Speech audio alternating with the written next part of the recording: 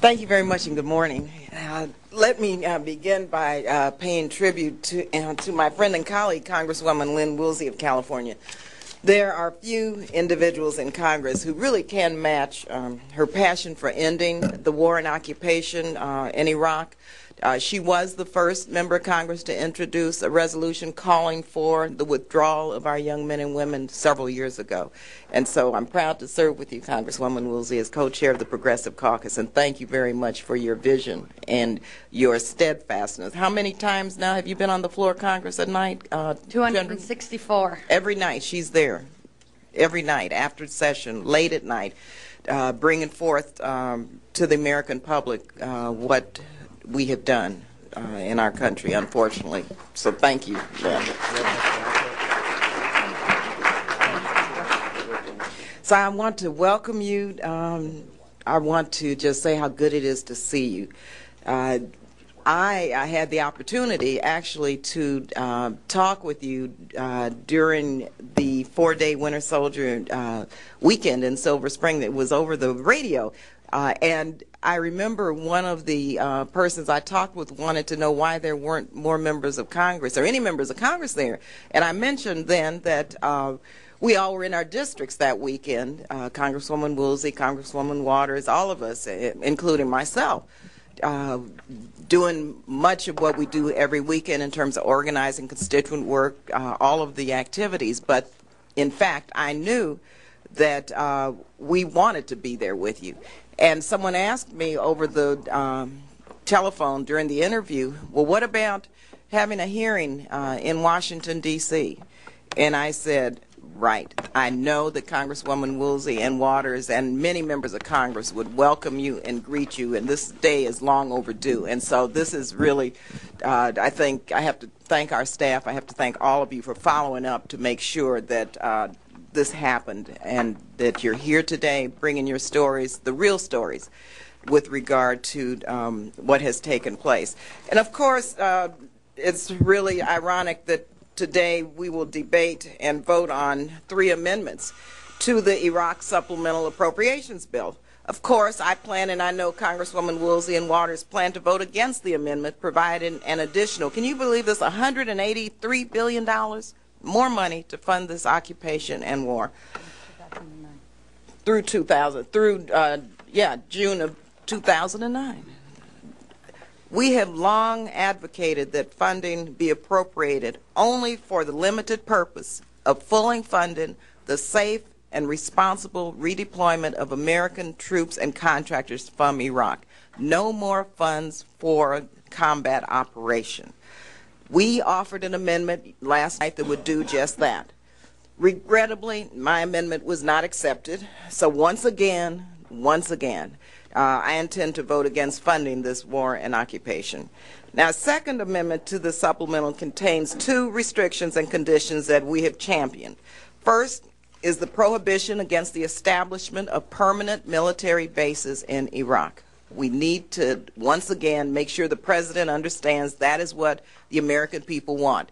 It's been passed and signed into law at least 8 times, and actually the President has issued a signing statement basically saying he's not going to comply with the law. So once again, we're going to do it again. The second condition that we have championed will prohibit the President from negotiating, entering into, or implementing any agreement with the government of Iraq that includes security assurances for mutual defense unless the agreement is in the form of a treaty requiring ratification by the Senate or is specifically authorized by law. Today's proceedings are historic because it has been 37 years since the first gathering of winter soldiers convened in Detroit in 1971 to speak out against the Vietnam War. Those who came forward to tell their story did so not to harm the country that they had risked their lives to serve. And I am the daughter of a lieutenant colonel, 25 years in the Army. And my dad served valiantly in World War II and in Korea. And so I honor and respect and support and salute our troops and all of you who are here today. You know, during that period also, they spoke to make our country better. And that's what this is about, by ending a war that is hurting America at home and abroad. These proceedings are also timely. In the 5 years and counting since President Bush launched the war in Iraq, the grand committee rooms of Congress has been host to politicians, pundits, cabinet secretaries, and consultants. We have heard from armchair generals and Ivy Tower military geniuses.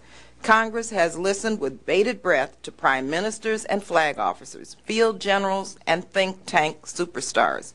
The nation has heard the President proclaim mission accomplished and Vice President predict that we would be welcomed as liberators.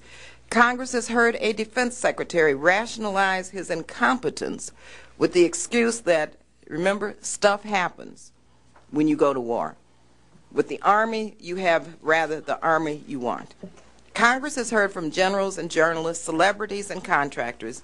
We have heard from just about everyone, but the people who really matter the most, and that's you, the men and women who volunteer to go into harm's way, those who perform tasks with extraordinary courage, those who patrol the streets and protect the convoys and drive the tanks and follow their orders, those who leave their loved ones behind and deploy to Iraq again and again and again. And after shock and awe, clear and hold, last throws, and bring them on, we have heard enough. We've heard enough from those who got us into this mess and from those cheerleading the false bravado which has kept us in it. 5 years of war. 5 years. More than 4,000 dead. 30,000 wounded. Tens of thousands of Iraqis who have lost their lives and millions more who have lost their homes. We've spent more than $500 billion destroying a country that never attacked or endangered us. And now, here we are in the middle of what I call this Bush-Iraq recession, with Americans barely surviving. So today we're here to bear witness to this truth, to benefit from your wisdom, which you have gained from your experience, and to thank you, of course, for your service. And we're here also to learn from your lives and those of your lost comrades, your brothers and sisters in arms, who have been forever changed by what we have done to them, by sending them across the sea and into this desert. It's high time this nation stopped and listened to those who risked so much and asked for so little. So today is your day. This is your time. On behalf of a grateful people, welcome and thank you. Thank you, partner. As members arrive, I will introduce them to you, but they will then have their statements after the panel is completed. But Sheila Jackson Lee has joined us. She is from Texas, and thank you, Sheila, for being here, and thank you for all you do and for your wonderful heart. Now we get to introduce Sergeant Kelly Doherty. Kelly grew up in the small town of Cannon City, Colorado. She joined the Colorado National Guard in 1996 as a medic.